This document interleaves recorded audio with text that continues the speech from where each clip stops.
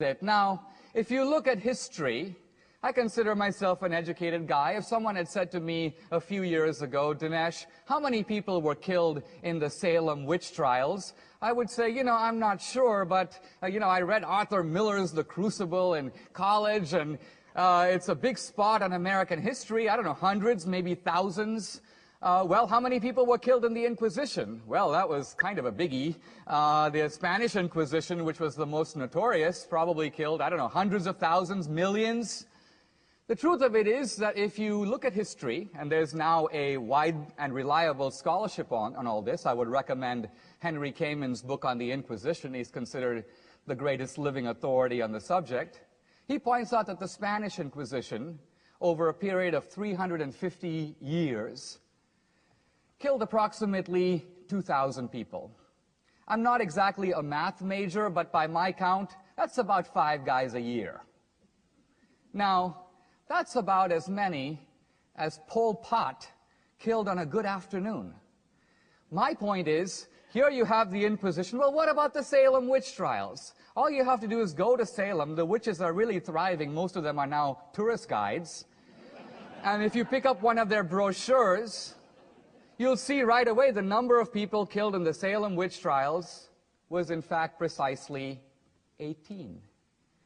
Now, that's 18 too many, or 2018 too many, but look, let's keep a little sense of proportion or balance. While the atheists are crying crocodile tears over the crimes of Christianity that occurred 200, 500, or in the case of the Crusades, 1,000 years ago, crimes that, by the way, are unrepeatable today. We're not exactly going to have the Salem witch trials here in Pasadena next week.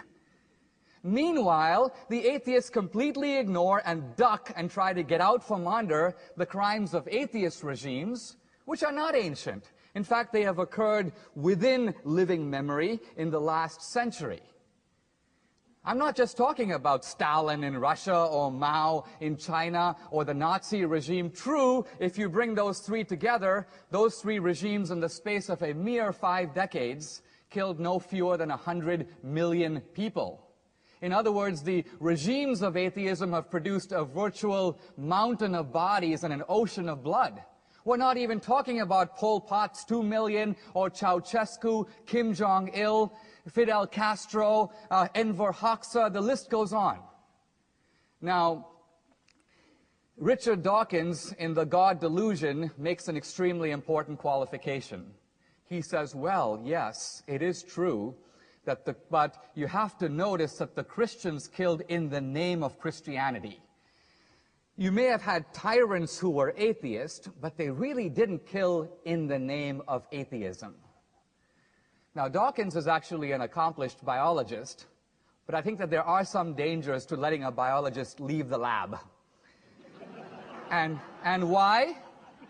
Because here is a guy who's straying out of his field, reveals a complete ignorance of history. All you have to do is read the Communist Manifesto. All you have to know is a little bit about these different regimes to see right away that this wasn't a matter of having a dictator who happened to be atheist. The whole idea in Marx is that religion is the opium of the people. The whole idea is to create a new society, a new man, and a new utopia, liberated from the shackles of traditional religion and traditional morality. So here's my bottom line, and that is, if you think the Bin Ladens of the world are bad, Bin Laden in his wildest imagination could not even begin to match the crimes of atheism that have occurred within our lifetime. It is atheism, not religion, that is responsible for the mass murders of history. Now, we'll see from Michael Shermer some dodging on this issue, so I